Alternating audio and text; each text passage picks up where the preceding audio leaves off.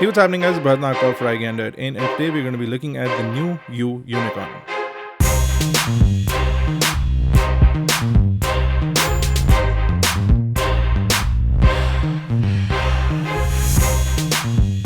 The company has been teasing this phone for quite some time, and they finally launched it in India for a price of Rs 13,499. However, if you buy it in the first month, you'll be able to buy this phone for 12,999, which puts it in the under 13,000 price bracket. Now the phone has a completely metal shell on the back and also metal sides and an overall metal frame. Gives it a really nice build quality, and thanks to its rounded edges, it feels really nice in the hand. Now over at the front of the device, you'll see a 5 megapixel front facing camera along with the earpiece. Below that, you have a 5.5 inch 1920 by 1080p display. The Android buttons are on the display, and under the display you'll see a physical home button which also houses the fingerprint scanner. On the bottom of the device is the micro USB port, which is flanked on either side by a speaker and a microphone. You also see the dual screws that hold the phone together. On the right of the device is the power button and the volume rocker. The buttons, which are also made out of metal, feel really tactile. On the top is a noise cancellation microphone and a 3.5mm headphone jack. On the left is where your SIM tray is. On the back of the device is the 13 megapixel camera along with dual LED flash. You'll also see the U logo and a really nice brushed finish that's on the back of the device. We're looking at the gold color of the Yunicorn. Now running everything is a Helio P10 chipset.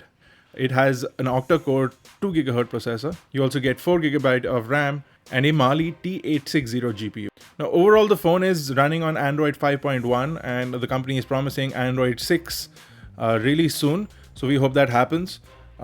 The UI still seems very basic. They've removed more or less any sort of customization and they've made it more stockish. You get an overall really fast and responsive feel from the user interface. Now there is no loaded bloatware. You only have 3 preloaded applications which you can't get rid of, the Ghana application and 2 U applications. On the left of the home screen sits the Around You functionality, and they've now added a wallet feature so you can top up your money and preload the wallet with cash, so that you can pay for all of these services that you might use, booking a cab, booking flights, etc., using your wallet.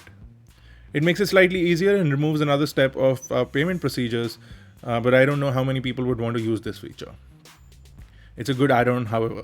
Now, thanks to the fact that the device is running a stockish layer of Android, you do not see any lag in the overall usability, and we find that really exciting.